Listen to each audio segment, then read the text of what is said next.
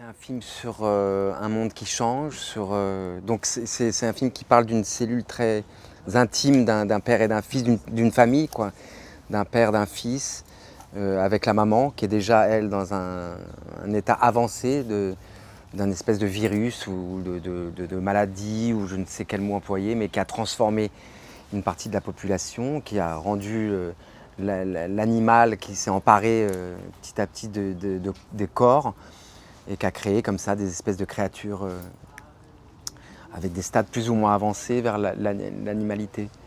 Et du coup, le film est une trajectoire d'un père et d'un fils qui traversent tout ça, avec les conséquences que ça a, et plus largement nous montre comment on peut s'adapter, comment certains ne s'adaptent pas, comment on peut traverser ça, et comment on se protège, ou comment on apprend à vivre ensemble. Et voilà, et je pense qu'il y a de l'espoir, ouais, la fin se termine dans un sentiment plutôt positif, quoi. De liberté d'enrichissement, quoi, même presque personnel, parce que je pense que pour avoir vécu mon personnage, à la fin du film, il est plus rempli et plus enthousiaste qu'au départ, où il est un père qui se veut protecteur, et qui se veut protecteur, mais qui se sent pas fort, quoi. Alors qu'à la fin du film,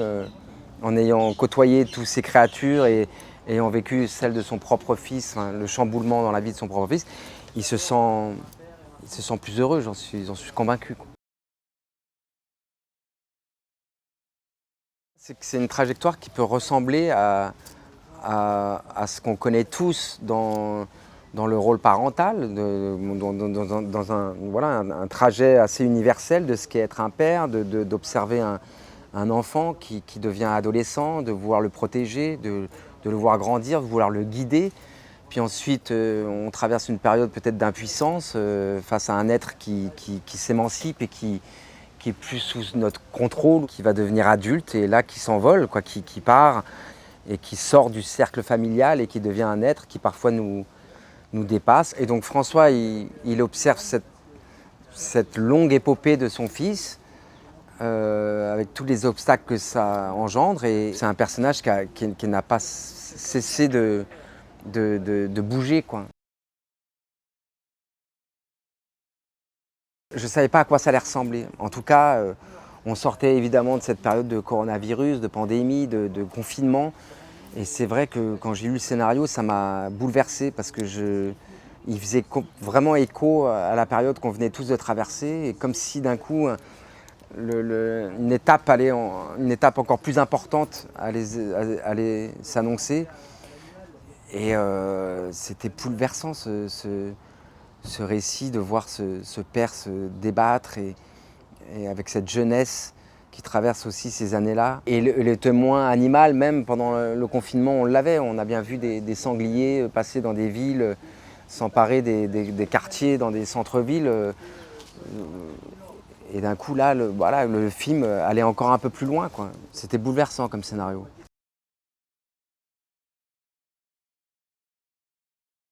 Je sais que Paul suivait des cours avec une coach pour son animalité, de trouver quelque chose de physique en lui, assez fin. Bref, il disait qu'il aimait bien explorer ça avec cette personne pour avoir un bagage et pouvoir le retranscrire à des moments. Et donc j'ai assisté à quelques cours, et puis on a un peu entrevu de ce que pouvait être un dialogue, puisqu'un papa pouvait avoir, face à un fils qui se transforme, qui mute, il pouvait avoir une autre façon de communiquer avec lui plutôt que par les mots ou des caresses. Donc il y avait comme ça une espèce d'exploration de ce que pouvait être une autre façon d'un fils, de partager un moment, même sans mots, juste dans une expression physique. Donc c'était intéressant. Mais après, je dois avouer que je ne suis pas allé plus loin dans cette voie-là, parce que, je ne sais pas, comme si j'avais envie de faire plus confiance aux émotions, et Ouais, aux émotions portées par les scènes à des moments différents du film.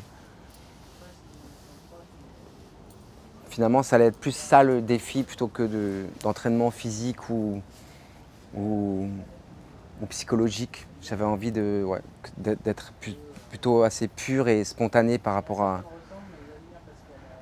aux différentes situations proposées par le film. Ouais. Ce qui m'a plu chez Thomas, c'est son exigence et son écoute et comment il peut nous laisser très libres et en même temps se servir de ce qu'on vient de traverser, de la prise qui vient d'être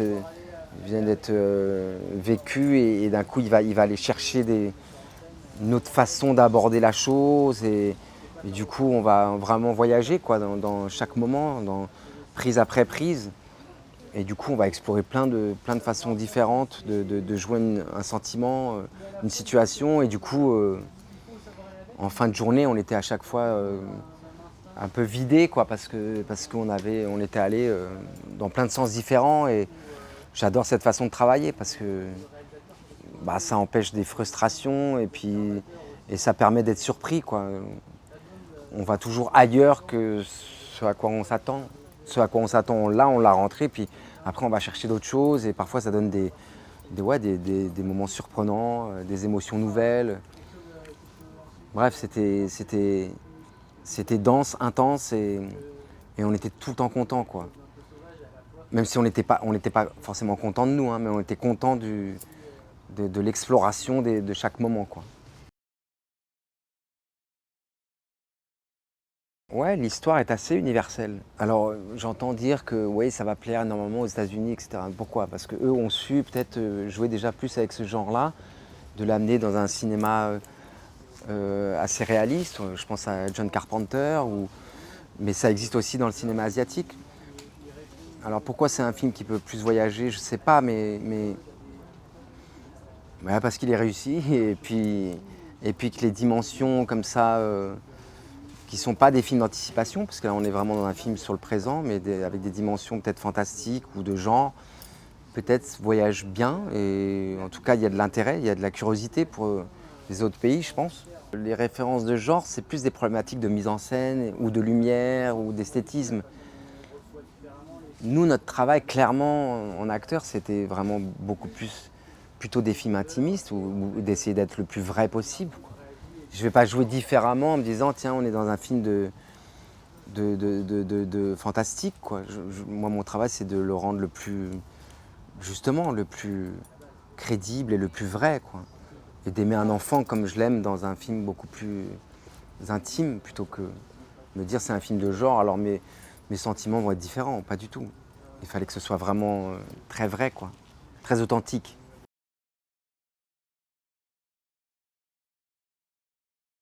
J'ai dit dernièrement La Panthère des Neiges. J'y ai pensé parce que c'est vrai que j'aime beaucoup ce livre. Le documentaire est assez magnifique aussi. Euh, je... Moi, ce que j'aime chez les animaux, je pense, hein, parce que j'y réfléchis depuis qu'on me pose cette question, je pense aimer le côté sauvage de l'animal, le côté, la force qu'il a à se cacher, à se dissimuler. Je pense aussi au héron cendré, mais pour d'autres raisons, hein. C'est peut-être moins chic que la panthère des neiges. Mais le héron, moi, je l'adore parce que il est tout le temps là. On le voit vraiment, hein. Dans chaque rivière française, on peut voir un héron cendré, hein. Mais donc, on le voit, donc il ne se cache pas tant que ça. Mais en tout cas, il est difficile d'accès. Je le sais parce qu'à chaque fois que j'essaie de m'approcher, il s'envole toujours. C'est très compliqué de. Donc bref, voilà, tout ça pour dire que j'aime le côté sauvage des animaux. Je suis moins sensible aux animaux domestiques, par exemple. Enfin, j'aime moins l'emprise de l'homme sur l'animal. Donc je préfère quand l'animal il est vraiment libre et sauvage et voilà, je trouve que c'est encore une autre dimension quand il est rare, quoi. Et la panthère des neiges, c'est ça. On le voit bien dans l'histoire, c'est c'est précieux le moment où on va la découvrir, quoi. Ouais, j'aime ça. Peut-être que c'est parce que c'est complètement différent du comédien, je sais pas, mais j'aime ça, ouais.